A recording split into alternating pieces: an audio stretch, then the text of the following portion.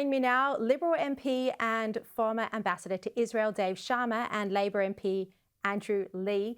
Thank you both very much for joining me. Look, I spoke at the top of the show about, and just then again with Tom, about just how monumentally Biden has failed in this withdrawal from Afghanistan. But Dave, you know, what is Australia's part in this? While we did get our people out far ahead of the US, you know, we have committed to this fight over 20 years, and people will be asking now at this point, what was it for? Was it all worth it? The terrorists have taken over Afghanistan. Look, I can understand people asking that question, and particularly veterans who've lost colleagues and the family of the 41 Australians that we had killed there, and many others that are dealing with issues from their service, their civilians and military. All I can say in comfort is, you know, all of those people we sent there, we had about 40,000 Australian personnel that rotated through Afghanistan. They all did everything we asked of them. They all served Australian national interests well. I'm not happy with how this has turned out. I think there was a very good case for the United States to retain a residual presence in Kabul and with Bagram Air Base and an air capability which they had, and I argued for that in public. But ultimately, of course, you know, we couldn't stay there once the United States made the decision to withdraw, and that's true for NATO countries as well. So I think now we've really got to focus on honouring the obligations to the people who worked for Australia during our 2-decade presence there, and getting out as many of those as we can, as we have over the last week. And we've evacuated almost 4,100 Afghans out of Kabul and brought them to safety. Well, that's such a good point, because there are still reports of Australians who remain in Afghanistan, and yet the government, your government, has said that the mission is over. Andrew Leigh, you know, what do you think about this? What should we be doing? What is safe for the Australian government to do at this point to rescue those citizens who remain, or not just the citizens, but the people who have assisted Australia as well, the translators and others? Sherry, I had a number of heartbreaking meetings with Hazara leaders in my electorate, desperately worried about the fate of family and friends stuck in Kabul, people who'd worked with Australians, or just people who were worried about being persecuted by the Taliban for their work as journalists, for having served in the Special Forces or in the Air Force.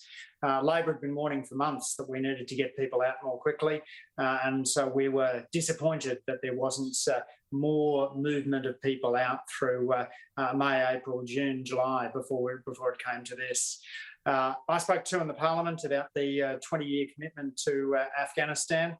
I think it is important we learn the lessons. And Dave is spot on in saying that this isn't about the work that our military people did, nor is it about the 41 people who laid down their lives for their country. But it is important that we have a thoughtful conversation about our role there. In the British Parliament, there's been calls for an independent inquiry, not only from Labor MPs, but from Conservatives. You've spoken with Tom there. There's also the comments from Theresa May that this does reflect poorly on British foreign policy. It's only through learning the lessons of our engagement in Afghanistan that we can better engage with Afghanistan, but also improve the way in which we do peacekeeping in the future. Get more successes like Solomon Islands and East Timor, and fewer catastrophes such as Rwanda. Yes. Dave Sharma, I want to turn to the dispute that's unfolding between some of the states, particularly WA and Queensland, and the federal government. Josh Frydenberg is putting pressure on the states to open up when the vaccinations reach that 70% or 80% level. WA Premier Mark McGowan is insisting he's not going to allow COVID into his state and infect his population. What do you think about this? Well, I think this has got a way to play out yet, so I wouldn't, you know, and these are opening positions by some of the state premiers, so I wouldn't necessarily, I think their positions will evolve as their populations are more heavily vaccinated, and Western Australia and Queensland are moving more slowly through the vaccination programs than some of the other states. But obviously that means as more of the population gets vaccinated, their risk calculus will change. But I think it's quite important that we focus here on the Doherty Institute model, which was put to National Cabinet, has since been updated a number of times, and which all leaders agreed to, which recognises that once we reach a certain level of vaccination coverage amongst the eligible adult population, COVID-19, including the Delta variant, can begin to be treated more like a regular infectious disease, like the yearly flu. And the yearly flu, as the Doherty Institute makes clear, there's about, in a normal year of the flu, there's about 200,000 cases of the flu. There's about 600 deaths. Every death of those, every one of those is regrettable, of course, but we take a risk-based approach to how we manage that. We don't grind the economy to a halt to prevent the flu from breaking out. We need to take the same approach with COVID once it's safe to do so. And I think the key to that, once it's safe to do so, is to make sure that we've got 80% at least of the eligible adult population vaccinated. Yes. Andrew Lee, if WA and Queensland insist on sticking to COVID zero, do you think there could be a situation where New South Wales should be allowed to open its international borders and, you know, people would be able to fly overseas but yet not see their family members in WA or Queensland? Shari, I think the opening of the international border does need to be a national effort. But the real problem here is the pace of the vaccine rollout. Under the Morrison government's original timelines, 70 to 80% of the population were meant to have been vaccinated right now. But instead, we're sitting at 25%, which is way below where Canada is at 66%. Europe has more than half of its population fully vaccinated. America has more than half of its population fully vaccinated. And the government doesn't have a clear plan as to when teens will be vaccinated. I'm the father of 3 boys, 2 of them in the 12 to 15 age group.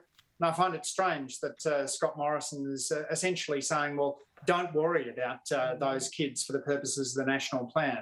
I would like to see more certainty as to when my boys and other teens in Australia will be vaccinated, given that we know that 1 in 30 teens who gets COVID ends up in hospital.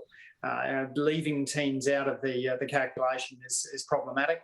But of course, all this goes back to the fact that Scott Morrison didn't order enough vaccine. For $1 billion in the middle of 2020, he could have gotten enough Pfizer to vaccinate the whole country. And if he'd done that, we would be in a very different position where we are now, where just New South Wales alone, the lockdown's costing $1 billion a week. Yes, yeah. Look, the issue with the federal government delay on getting the vaccines is going to damage Scott Morrison severely and his prospects ahead of the next election. The question is, by then, the population will be 80% vaccinated in all likelihood, certainly 70%. The question is whether people will still hold that against him or whether they will have moved on and forgotten. Dave Sharma, Andrew Lee, thank you very much for your time this evening. Thanks, Sherry. Thanks, Sherry. Good to join you.